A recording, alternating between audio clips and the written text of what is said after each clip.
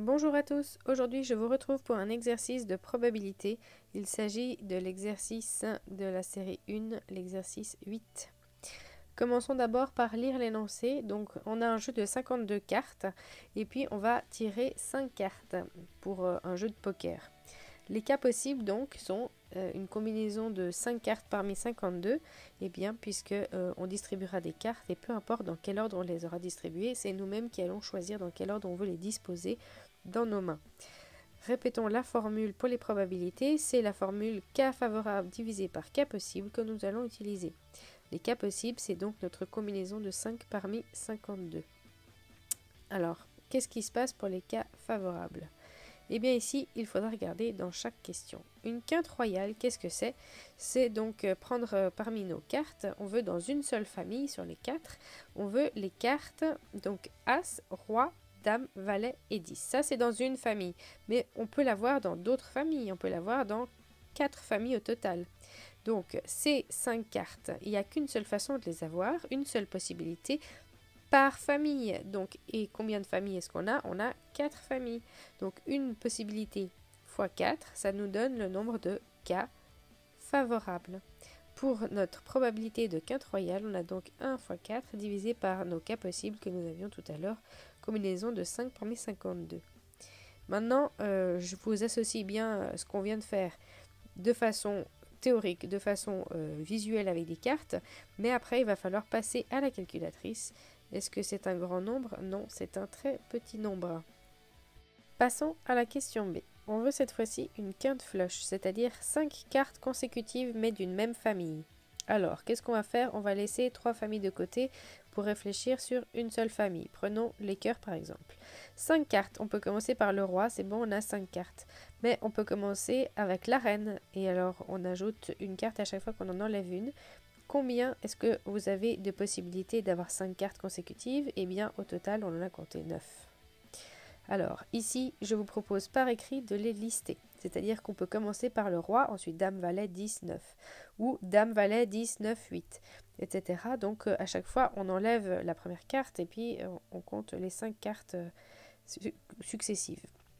Combien de possibilités? On a 9 possibilités, mais ça, c'est pour une seule famille. Donc, on a 9 possibilités par famille. Résultat, on peut maintenant calculer la probabilité pour une quinte flush, c'est-à-dire toujours cas favorable 9 fois 4, divisé par nos cas possibles, ce sont toujours nos combinaisons de 5 cartes parmi 52. Donc je reste avec mon code couleur ici pour le haut et le bas de la fraction. Passons à la calculatrice, c'est toujours un très petit nombre. Maintenant, le carré. Pour la question, c'est 4 cartes de même valeur. Par exemple, 4 dames et 2 de pique. Pourquoi? Eh bien, commençons par regarder notre jeu de cartes. Combien de jeux, combien de valeurs différentes est-ce qu'on a? Alors, ici, je les dispose juste pour qu'on puisse bien les observer. Donc, on observe qu'il y a 13 cartes. 13 valeurs. Ici, elles sont ordonnées, mais c'est égal. Hein, c'est juste pour qu'on se repère bien. Et on a ici les autres familles. Alors voilà, je vais les trier par valeur. Comme ça, on se rend bien compte de ce qui se passe. Pour chacune des 4 valeurs, on a nos 4 familles. On a nos 13 valeurs. Donc ici, on les organise. Et ensuite, on va s'intéresser à notre question. Notre question, c'était comment avoir 5 cartes dans notre main, mais avec 4 cartes d'une même valeur. Eh bien, premièrement, on va choisir une valeur. Par exemple, ici, le 8. On en prend combien?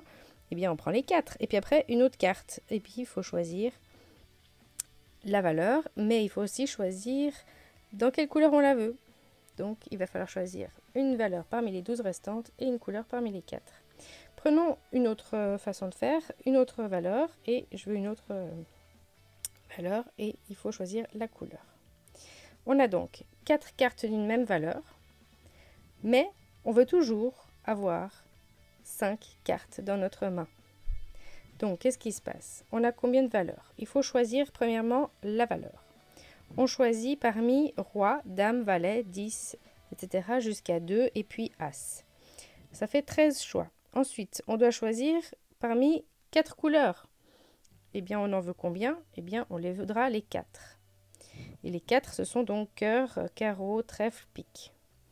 Ensuite, on n'a toujours que 4 cartes sur les 5. Il faudra choisir la valeur pour notre 5e carte. Combien de choix? Eh bien, on n'en a plus 13 puisqu'on en a choisi déjà une avant. Donc, on a un choix de moins, on a 12 choix. Puis, cette valeur, il faudra choisir sa couleur. Donc là, par contre, il n'y a rien de perdu, on a toujours 4 choix. Donc, premièrement, la valeur, on a une combinaison de 1 parmi 13, les 4 couleurs, 4 parmi 4, la 5e carte, une valeur parmi 12, et on prendra une seule des 4 couleurs, puisqu'on ne voudra qu'une seule carte. La probabilité, maintenant, eh bien, toutes ces choses se multiplient, c'est nos cas favorables, et les cas possibles, ce sont toujours nos combinaisons de 5 parmi 52.